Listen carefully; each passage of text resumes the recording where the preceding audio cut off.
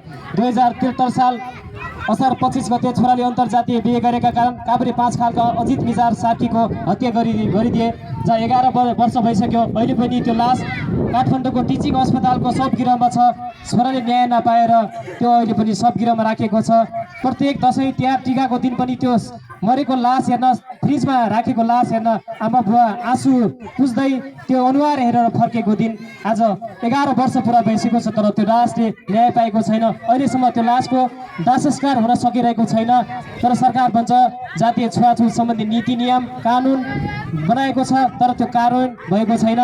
र अर्को जातकै कारण 2075 साल वैशाख 15 गते मोहतरीकी मनिषा विश्वकर्मालाई धारा छुएको न्यूमा हत्या गरिदिए। त्यहाँका उपल्लो जातका मानिसहरूले 2075 साल जेठ 19 गते धारा छुएको नाममा दलित महिला वडा सदस्य मना सार्कीको कालीकोटमा हत्या गरिदिए। जहाँ जनप्रतिनिधि जस्तो मान्छे यहाँ सुरक्षित छैन, दलित महिला सदस्य सुरक्षित छैन भने अरू सामान्य दलित मान्छेको अवस्था के हुन सक्छ। 2074 फागुन 27 गते छोरीको सामूहिक बलात्कार भएको छ। बलात्कारलाई सजाय माग गर्दै किटानी जार दिन गएकै कारण सप्तरीका त्रिभुवन रामविकलाई बलात्कारीहरूले बाटोमै मारिदिए, जो दलित भएकै कारणले हो। त्यसै गरी कालीकोटमा 2068 साल मङ्सिरमा होटेलको चुलो छोएको न्यूमा मनबिनी सुनारको स्थानीय गैर दलितले कुटपिट गरी हत्या गरिदिए। त्यसै गरी अर्को घटना रहेको छ 2068 मा खतित माथिल्लो जातका युवासँग प्रेम सम्बन्ध राखेकै कारण शिव शङ्कर दासको निर्मम तरिकाले हत्या गरिदिए। त्यसै गरी 2069 सालतिर इनारको पानी छोएको न्यूमा प्युठानका झुमबहादुर विक जातीय विभेदका कारण हत्या गरिदिए। 2071 साल झापामा इनारबाट पानी भरेको विषयमा उत्पन्न विवादपछि डम्बर सार्कीलाई कुटपिटपछि हत्या गरियो, जो दलित भएकै कारणले त्यसरी हत्या गरिदिएको थियो। 2071 साल गोर्खाको दलित महिलाले पकाएको खाजा खाएको र छुवाछुत विरुद्धको गर्दा समाजकै व्यक्तिद्वारा सेमाकान्त देवकोटाको हत्या गरियो।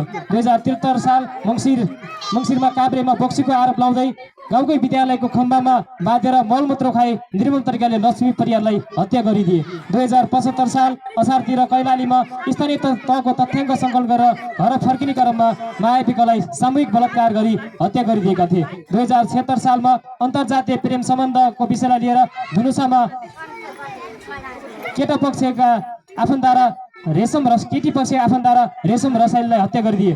2077 साल जेठ 10 गते मल्ल थर्की केटी लिन जाजरकोटबाट रुकुम पश्चिम पुगेका नवराज विक लगायत टिकाराम सुनार, गणेश बुढामगर, लोकेन्द्र सुनार, सन्जु विक लगायत जातीय नगर सम्राटमाथि त्यहाँका वडा अध्यक्ष मल्ल ठाकुरका वडा अध्यक्ष र त्यहाँका सम्पूर्ण समुदाय मिलेर भेरी नदीमा लखेटी लगेटी हत्या गरिएको कुरा तपाईँहरूलाई सर्वसम्मत नै छ।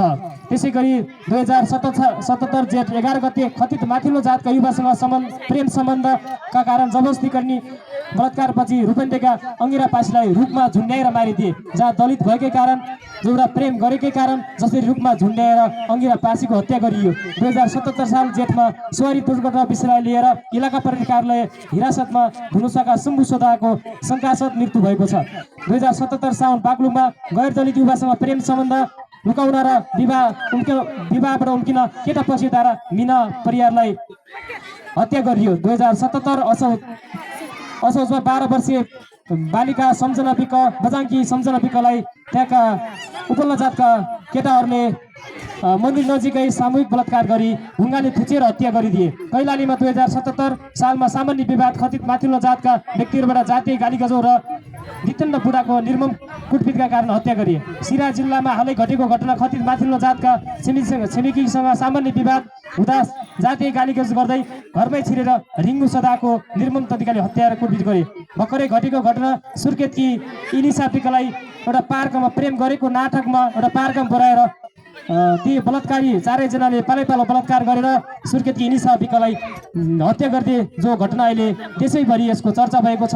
तर न्याय पाउँछ या पाउँदैन त्यसको लागि दलित अधिकार कर्मीहरू र लागिरहनु भएको छ। त्यसै गरी हालै घटेको घटना सिन्धुलीको प्रहरी हिरासतभित्र कृष्ण विकको रहस्यमय मृत्यु भयो।